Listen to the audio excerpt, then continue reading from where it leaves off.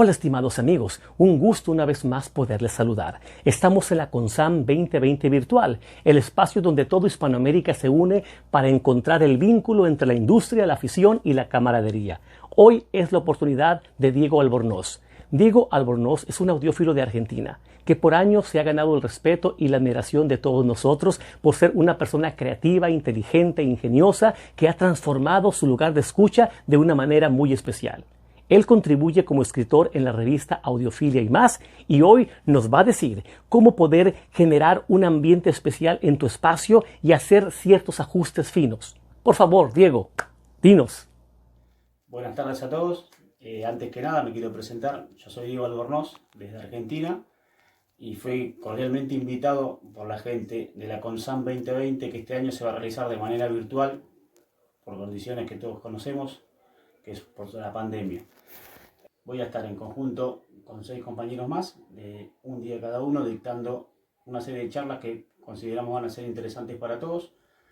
En el caso particular mío, el tema que voy a tratar es ajustes finos en la acústica de la sala, en la ubicación de componentes, vibraciones y electricidad.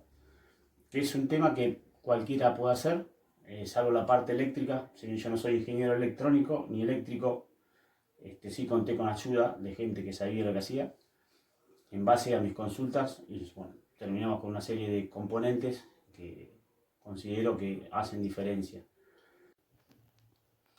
Para ponernos en contexto, todo comenzó hace un tiempo atrás, que yo tenía la sala en otro domicilio, en una sala mucho más grande que esta, aproximadamente 6 por 4,5, que no estaba acustizada, pero sí era muy amplia.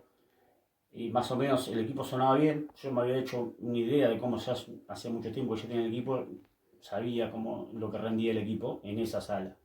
Después, por fuerza mayor, me tuve que cambiar de domicilio, con la ventaja que iba a tener una sala dedicada para poner el equipo. Iba a ser más chica, de 3,1 metros por 4,2 de largo. Iba a estar dedicada exclusivamente para el equipo. Yo, con todo el entusiasmo, traje el equipo, lo coloqué, lo armé, lo cableé completo, le busqué la ubicación a las pantallas, y todo se acabó cuando le di play. En el momento que le di play, como mínimo era un desastre. Fue un cachetazo. No podía entender que un equipo que ya sabía cómo sonaba pudiese llegar a sonar tan feo, pero era inescuchable. No tenía definición de graves, tenía el balance tonal corrido hacia los agudos, no tenía imagen estéreo, no se podía poner fuerte el volumen porque aturdía. En realidad era poner el equipo 5 minutos y apagarlo, porque no me motivaba en absoluto sentarme a escuchar música. Y me agarraba la cabeza y decía, ¿dónde me metí? Y no puede ser que un equipo haga tanta diferencia a una sala, porque era cantado que la diferencia era la sala, porque yo ya sabía cómo sonaba el equipo. Entonces, como no me quería quedar conforme con eso, me puse en campaña y empecé a atacar lo que era la sala, que en principio yo consideré que era el factor más importante del cambio, que en realidad lo era, y con ayuda, al no ser yo ingeniero acústico y no tener mucha idea, lo tenía que hacer por mi cuenta. Sí conté con la ayuda de los integrantes del Foro de Audiófilos High Argentina y Audio High Argentina, que en el caso fueron Ignacio Curone, Sergio López y Claudio Lotane, 3 personas muy capaces, tremendamente profesionales, y sobre todo se dieron a colaborar conmigo, porque lo que quisieron hacer prácticamente fue eso, porque sencillamente hacer un trabajo profesional, ellos son profesionales, es un trabajo que se cobra por algo que estudiaron, y no es una obra barata de hacer. Sale tanto igual que un equipo hacer un tratamiento acústico, y ellos de buena manera se ofrecieron a brindarme su conocimiento y yo ponía la mano de obra. Lo primero que tuve que hacer con la sala era medirla. Como no tenía micrófono a mano, no tenía experiencia, tuve el grandísimo favor de que Martín Ferrari me prestara un micrófono en mini DSP UMIC para hacerlo trabajar con la notebook, corriendo el programa RAW en Windows. En el momento que pongo la medición al micrófono andando, me encuentro con un pico de 45 hercios que en comparación al resto de las frecuencias de la sala está aproximadamente entre 20 o 30 decibeles arriba. Eso era el causante principal de que no se entendiera nada. Era una bola de graves, no tenía definición, no había ataque, tapaba todo el resto de las frecuencias y me decidí directamente a apuntarle a ese pico de entrada. La única manera de controlar un pico de ese tamaño es a través de algún resonador. Yo tuve la suerte de que la sala que tengo ahora tenía 3 huecos. Del otro lado de la sala hay un banco y abajo quedaron los huecos. Son 3 huecos de 50 centímetros de profundidad, 45 de alto y 90 de ancho. Son 3 unidades de esas. Esos, así, colocándole un panel perforado adelante, se hace un resonador de Helmholtz. Con eso yo logré combatir ese pico de 45 Hz y lo bajé aproximadamente 25 decibeles. Si bien quedó un pico, no era nada que ver con el resto de con la intensidad que tenía antes. Ahora voy a girar el teléfono y les voy a mostrar los paneles que son los que están acá. Estos son los resonadores de Helmholtz. Atrás de esto están los huecos, los 3 huecos que yo utilicé para hacer las trampas de graves. Con eso logré controlar el pico de 45 Hz. Pero como no alcanzaba, tenía picos en 45, en 90 Hz, en 120. Tenía picos de graves por todos lados. Tuve que seguir agregando paneles. Por el consejo de Ignacio Curone, él me dijo, poné la sala a lo ancho. Por una cuestión de que cuando medíamos, yo tenía una cancelación de fase que me producía un notch o una bajada en las frecuencias que era muy amplio si lo ponía a lo largo de la sala. Ese notch me abarcaba a lo largo entre 60 y 100 Hz, lo que me daba en consecuencia que me quedaba sin graves. No tenía graves, no tenía impacto, la música de rock no se podía escuchar, que es la mayoría de lo que yo escucho. Entonces decidimos ponerlo a lo ancho de la sala. Esa es una buena, a veces es una buena opción cuando se dispone de salas chicas. El problema de las salas chicas son los picos de resonancia de graves, que son mucho más difíciles de controlar que una sala grande. Y a su vez, a una medida que se va controlando, es muy difícil lograr impacto dentro de una sala chica. Como necesitaba seguir controlando los graves, no me quedó alternativa de que seguir agregando paneles absorbentes. En este caso, yo los tengo ubicados en los rincones de la sala, que van del piso hasta el techo. Del lado izquierdo, del lado derecho tengo otro panel más. Tengo uno arriba de la sala. Acá arriba también tengo uno que es la conjunción del techo y la pared lateral. Más en el otro rincón arriba, que lo tengo para controlar el RT. O sea, básicamente para controlar el retumbe de graves. Los paneles que yo tengo puestos contra las paredes, contra 2 paredes del fondo, son dobles. A ver si lo puedo correr para que se vea. Ahí está. Tiene un panel por detrás y un panel por delante.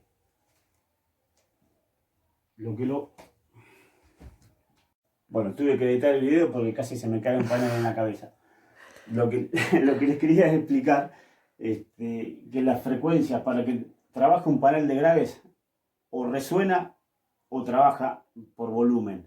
O sea, poniendo un panel atrás del otro, lo que ganamos, en inglés se llama panel nested, o en nido, anidado, es simular más volumen sin tener que tener el volumen.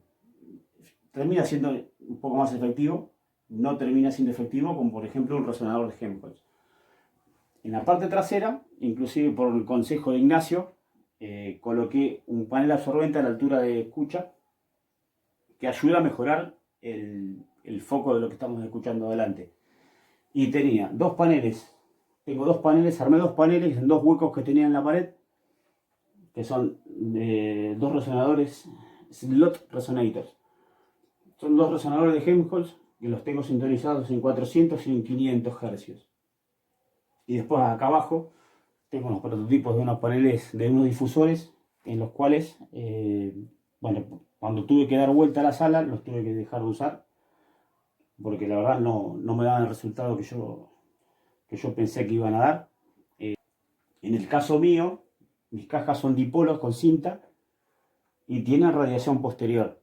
Al tener radiación posterior, la pared de atrás, para que resulte mejor, tiene que estar pelada, no tiene que tener ningún tipo de absorbente, que no es lo indicado cuando es un parlante dinámico. Por más que tenga un midwoofer dinámico, en el caso la pared pelada de atrás termina siendo mejor. Eso es en cuanto a lo que yo hice con paneles. Después, obviamente, la alfombra en el piso, eso es mandatorio. Y como yo en este lado, voy a tener que correr la luz.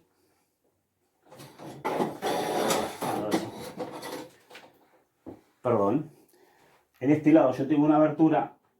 Al no tener una sala simétrica izquierda-derecha, tenía un desbalanceo hacia el canal izquierdo. Obviamente por las reflexiones que tengo en la pared, que en este lado no tengo pared. Al no poder cerrarlo con una abertura, tiene que buscar una solución para por lo menos equiparar la diferencia de simetría. Y lo hice de esta manera. Estos paneles difusores están hechos con tubos de cartón, se pueden conseguir en cualquier lado.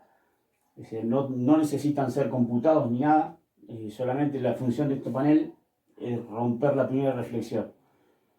Yo al tener un vacío acá, la primera reflexión directamente pasaba para el otro lado y eso me provocaba un desbalance de energía contra el canal izquierdo. Con esto es sencillo, lo que pude hacer es aminorar ese desbalanceo y poder llevar la imagen estéreo del equipo más hasta el centro. Eso con respecto al tratamiento pasivo. Una vez que yo pude tirarle todo lo que tuve a mano en lo que es el tratamiento acústico pasivo de la sala, tuve una curva de respuesta básicamente que sonaba bien, pero como todo biófilo no estaba contento. Para mí me faltaba un poquito más.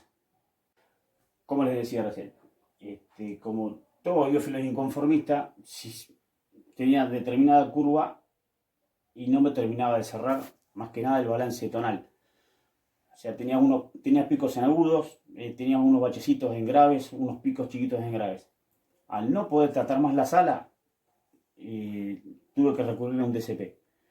Tengo insertado un DCP entre el preamplificador y la tapa de potencia, que en conjunto con el micrófono y el ecualizador es un mini DCP 2x4. En conjunto con el micrófono le pude acomodar a mi gusto. O sea, no tiene por qué ser una respuesta plana. Por lo general la respuesta plana, yo he tenido posibilidad de tener la respuesta de la sala completamente plana de 15 Hz hasta 20 Hz y la verdad no me gustó para nada como suena. Opté por una curva tonal más realzada en graves que en agudos y eso hace que no que tenga más graves en sí la presentación general de sonido, sino que le cambie la curva tonal. No es que porque más tener mucho más graves va a sonar como si fuese un car audio, sino que nos va a dar la impresión de que suena más apagado y no con tantos graves. Eso es lo que se busca, lo que busqué yo personalmente con la curva a propósito desbalanceada entre graves y agudos. Bueno, eso con respecto a las generalidades de la acústica de mi sala en particular. Después son detalles, por ejemplo, las ventanas que son de vidrio, lo ideal es tratar de que estén cubiertas con cortinas gruesas. En este caso yo tengo cortinas dobles, porque el vidrio lo que tiene es que suena vidrio. A veces se puede controlar, a veces no, lo ideal es que no haya vidrio. Con respecto a las ventanas, yo en mi caso las tengo con doble vidrio de aislación y me tuve que reemplazar toda la masilla que tenía por silicona porque vibraba. Vibraban 2 o 3 vidrios de la ventana, vibraban 2 o 3 maderas que están detrás del sillón, que termina resultando molesto.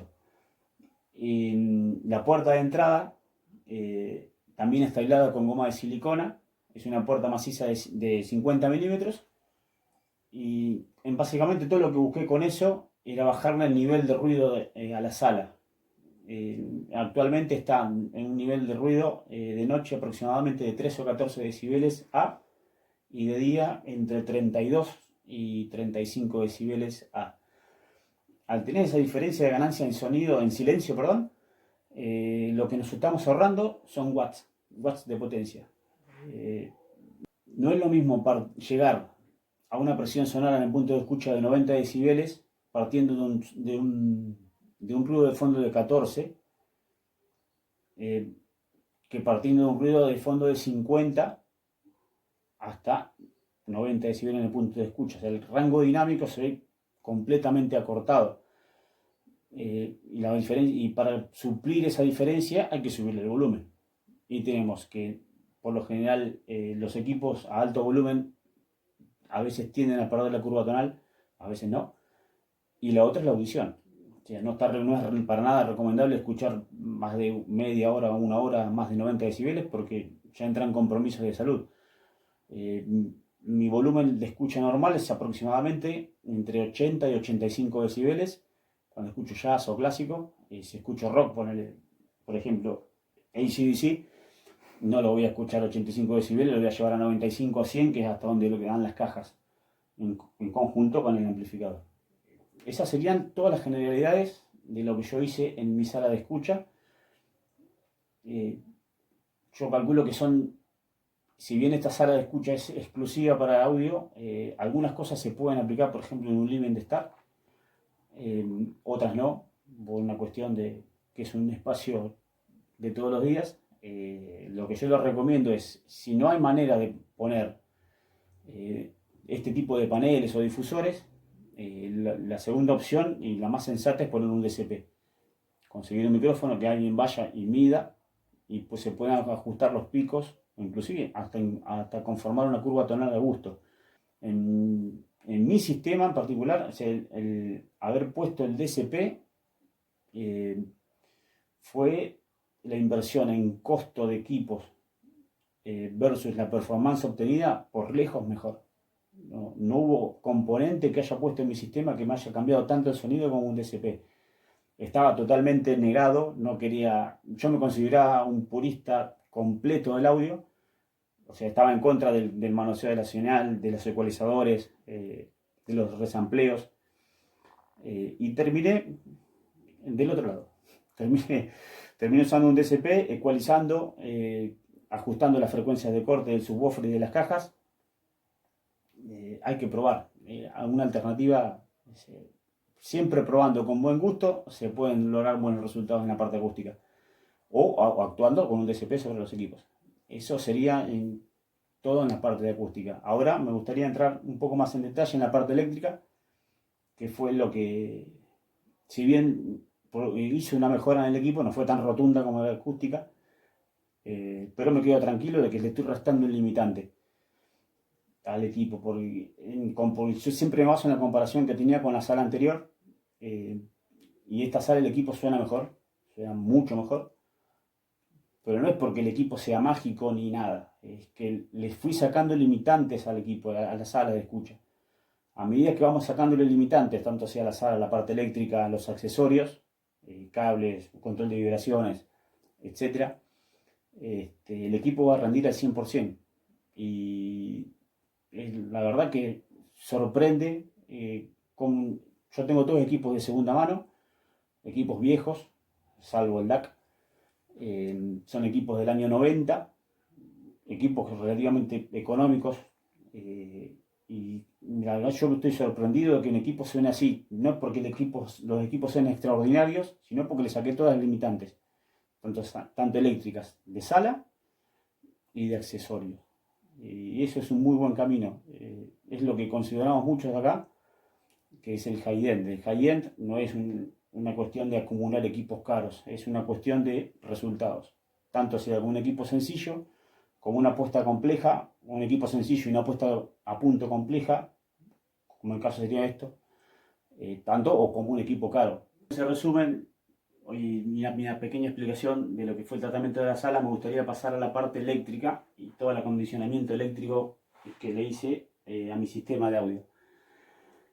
Yo soy un creyente de que la parte eléctrica es fundamental. Obviamente, sin la electricidad el equipo no funciona. Sí apoyo a los que dicen que la electricidad es la sangre del equipo. Todos tenemos problemas eléctricos en las casas. Es muy difícil que alguien tenga, si no se lo proponen, no hay sistemas separados de alimentación eléctrica para un equipo de audio. El problema es que si tomamos la alimentación eléctrica desde la general de la casa, se nos van a meter ruidos de los aires acondicionados, de los tubos fluorescentes, descargas de todo tipo, radiofrecuencia. Yo inclusive antes de tener separado el equipo de la parte eléctrica del resto de la casa, el vecino tocaba el timbre y yo lo escuchaba en las cajas. Una cosa de locos. Entonces comencé a pulir esa parte, a ver hasta dónde le podía sacar provecho a limpiar la electricidad. Comencé, como muchos de nosotros lo han hecho, con un estabilizador de computadora, un estabilizador de tensión, una protección de computadora. Si bien adentro tiene un pequeño transformador que funciona como aislación y un circuito eléctrico simple, tiene muy poca potencia. Yo lo tenía conectado a mi equipo y le daba volumen y el equipo, cada vez que pedía dinámica, se achicaba. Se achicaba la imagen sonora, se quedaba sin golpe, no empujaba. Lo único provechoso es que lo protegía en sobretensiones. Luego de eso quise mejorar esa parte y me traje importado de China un estabilizador, un filtro de red, un Weiduca AC3.3. Por el costo del aparato, unos $100 creo más o menos, hace maravillas el aparato ese. La parte eléctrica no tiene mucho, no hay magia en la parte de alimentación eléctrica. La alimentación eléctrica es la misma acá. Al cambiar el voltaje, cambiarán los hercios. Electricidad de alimentación es electricidad de alimentación. Y yo vengo de un entorno industrial, trabajo en industria, trabajo con contornos CNC, con aparatos de control electromagnético. Y la electricidad, si está limpia, va a funcionar. Por eso soy un poco descreído de las soluciones esotéricas de alimentación. No hay muchas. O sea, la teoría electromagnética es una sola. Se pueden hacer determinado tipo de circuitos que infieran menos o no en una alimentación instantánea.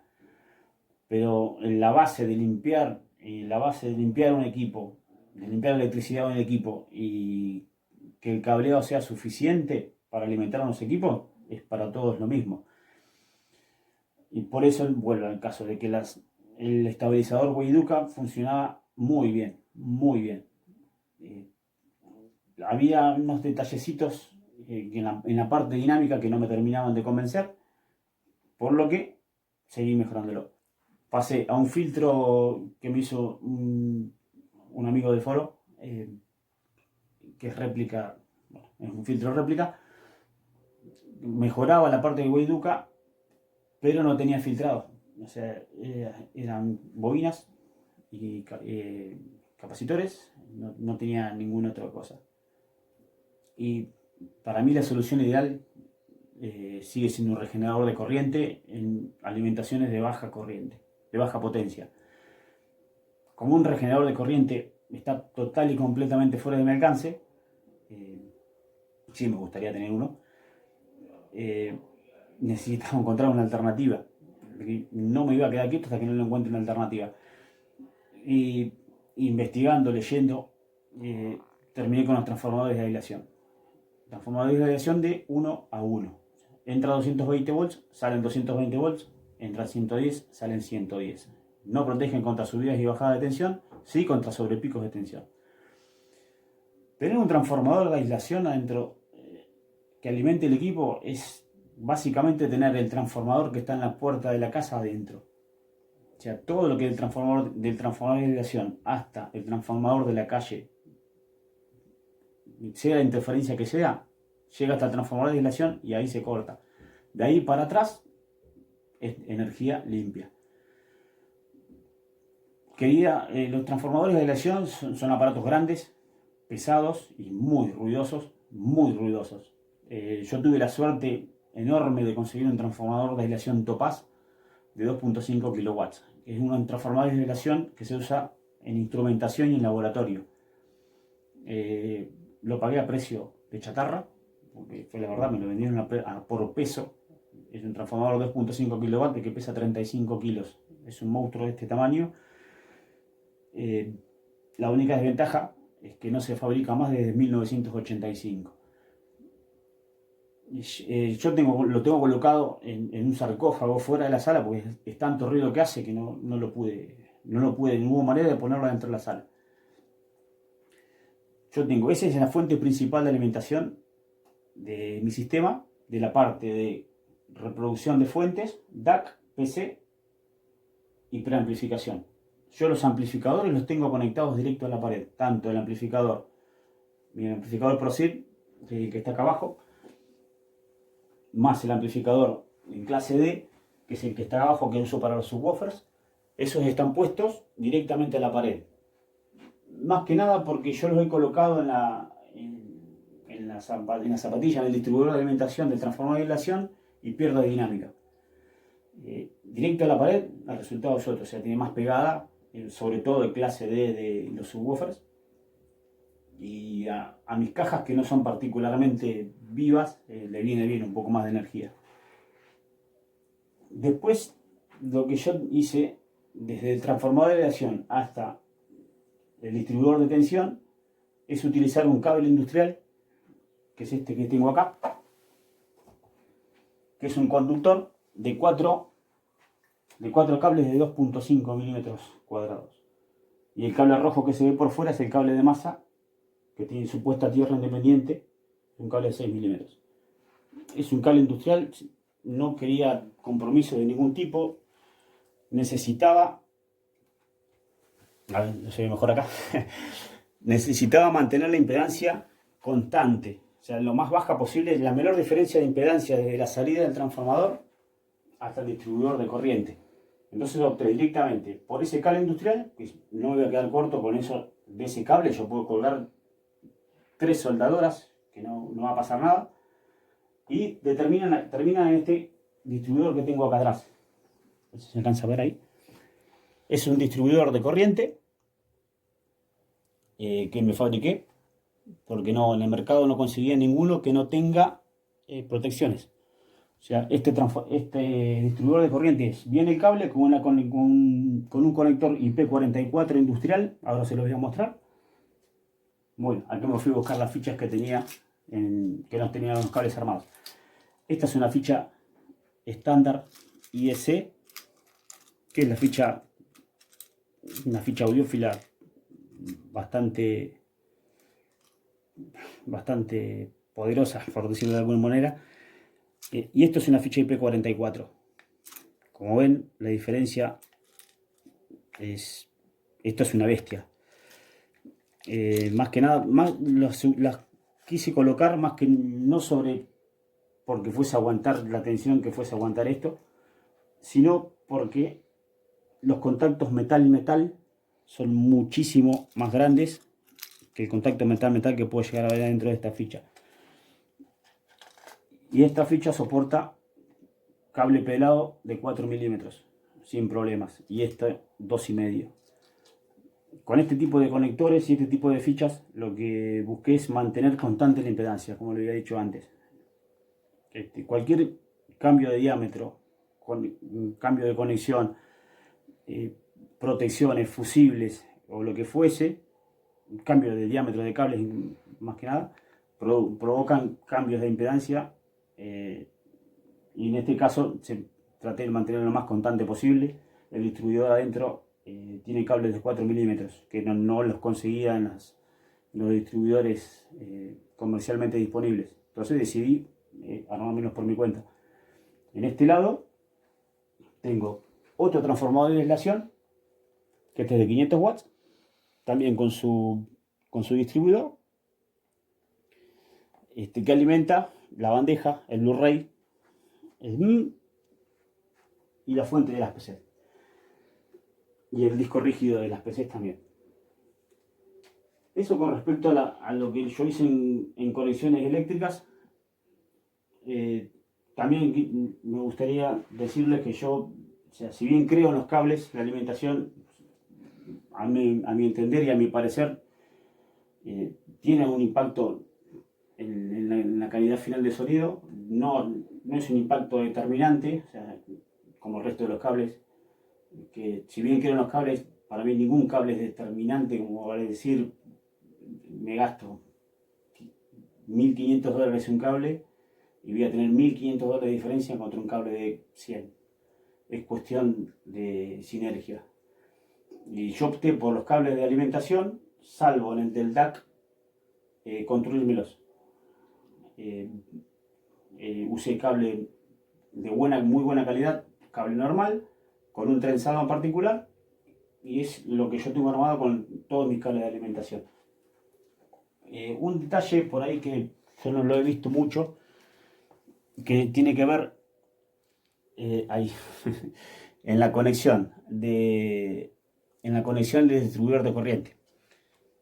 Lo voy a mostrar con este, más fácil. Lo voy a tomar como ejemplo este. Este es un distribuidor de corriente con 6 tomas eléctricas. Esto está conectado en serie, no los tengo conectados en paralelo. En serie quiere decir que desde la toma, del distribuidor de entrada, van 2 cables al primer enchufe, del enchufe pasan al segundo, del segundo al tercero, y así sucesivamente hasta el último cable. Se comparten los 6 el mismo cable de alimentación. En este caso lo voy a usar de ejemplo. Cada conexión que hagamos a un componente eléctrico forma un circuito eléctrico con demanda de corriente.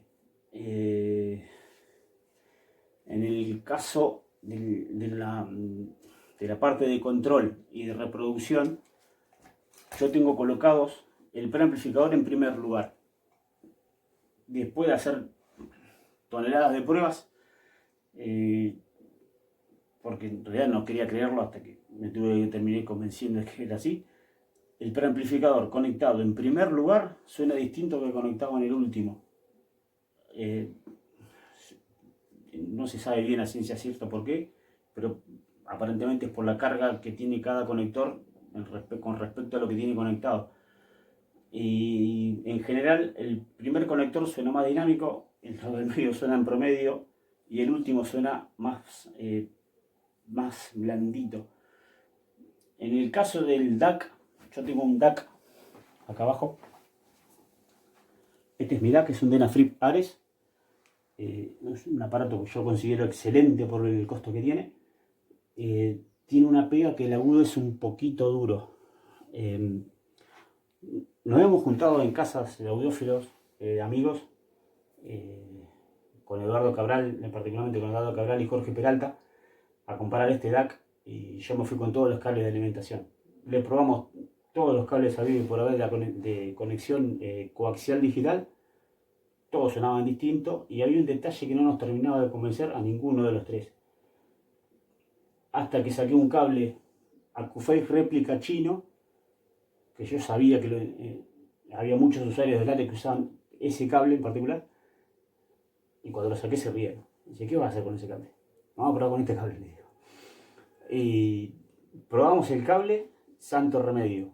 O sea, logramos sacarle ese deje de agudo áspero que tiene el DAC.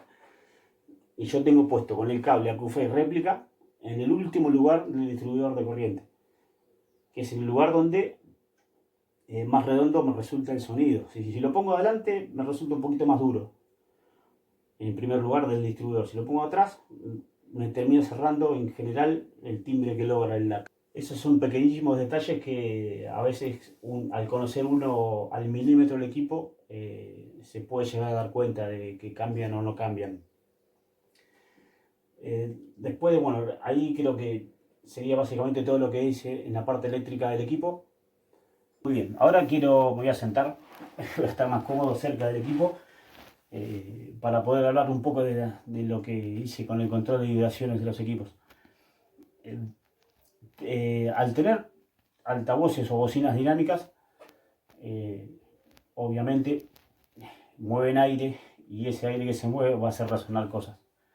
Hay componentes que son más sensibles a las vibraciones y otros que no tanto. Por ejemplo, el CD player o la bandeja o la tornamesa son los componentes más sensibles a las vibraciones, y en menor medida el DAC, y es muy discutible la influencia de vibraciones en un amplificador o un preamplificador.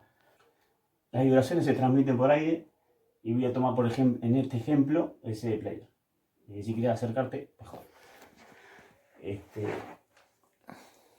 Las vibraciones se transmiten por aire y van a ir a parar acá. Este componente en particular tiene su frecuencia de resonancia X, no sé cuál es. Y con las vibraciones lo que tenemos es que o se transmite o se convierte. Y la tercera opción es que no vibre, que es la más difícil y la más cara. Si este componente fuese, por ejemplo, un CD player, un Esoteric KX01, que es un aparato que pesa 30 kilos, no se mueve ni con un terremoto. No habría mucho que preocuparse de si vibrara o no, porque no va a vibrar. En estos componentes que son más económicos, se hacen concesiones a la calidad y por lo general se están en el chasis. Este es un chasis, es una chapa plegada de acero, que si le pegas con el dedo se escucha que vibra. Yo lo que hice en este caso tenía que evitar que vibre el chasis y tratar de sacarle las vibraciones que tiene el chasis adentro, de los componentes internos. Para evitar que el chasis no vibre no es muy complicado, hay que agregarle masa. O hay que agregarle masa o se controla la vibración. En el caso yo tengo pues colocados estas barras, estos pedazos de madera muy dura, con goma abajo, que los tengo puestos encima del player. Esto hace que el chasis directamente no vibre. Y como ven acá, yo tengo una subbase de madera que está independiente inclusive de la base donde está apoyado el equipo. Esta parte de acá abajo yo la hice para tratar de controlar la vibración del mismo aparato en sí. Este aparato tiene un transformador que vibra a 50 Hz acá, y las vibraciones residuales del chasis. La única manera, esas vibraciones no se van a poder sacar, la única manera es transmitirlas. Como ya no puedo agregarle más masa al chasis, necesito sacarlas. Y lo que hago es acoplar el chasis, no con los pies de fábrica, sino con unos pies que yo me he fabricado en el torno. Lo que hago es acoplar directamente el chasis a esto. O sea, pasarle por completo toda la energía sobrante que tenga a este pedazo de madera. Las bases que yo le hice son estas. Son de acero. Y en el interior tengo estas con una bolilla de acero independiente. Y tengo con bolillas de cerámica.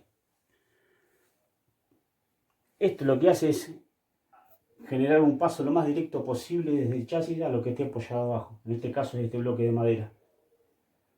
Este bloque de madera es una madera dura y liviana.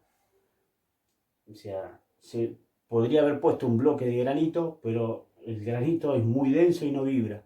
Yo lo que necesito es que las vibraciones que estos pies están transmitiendo desde arriba hacia abajo se disipen. O sea, se disipan en forma de calor. Si esto es denso y no vibra, lo que va a hacer es transmitir para lo que tiene abajo. Entonces no estoy consiguiendo el objetivo que quiero. Y esto, al vibrar, al transformar las vibraciones de arriba en calor, cumple parcialmente esa función, parcialmente porque el 100% efectivo no se puede. Con respecto a por qué esta parte de madera está desacoplada de esta, es para evitar que las vibraciones que están teniendo esta parte del mueble lleguen a esta parte de arriba. Y lo hago con goma silicona. O sea que se alcanza a ver, se mueve un poquito. Ese tratamiento lo tengo en el CD player, lo tengo en el DAC, lo tengo en el amplificador y en la bandeja. los cuatro componentes con el mismo sistema de control de vibración. Y con respecto a las cajas, en el caso mío yo los tengo puestos con goma silicona abajo. Yo la primera vez que lo vi que me pasaron los papers, la verdad cuando lo vi no lo podía creer. ¿Cómo puede ser que esto funcione si es un flan? Si está blandito, se cae. Por ejemplo, a ver si se alcanza a ver el video. Las cajas se mueven, ¿no? Tanto la caja como el subwoofer. O sea, no están acoplados para nada al piso. O sea, no flotan, pero no están anclados al piso. Esto lo que a mí me resultó es un mayor control de graves. Y como esta caja el woofer funciona como mid-woofer,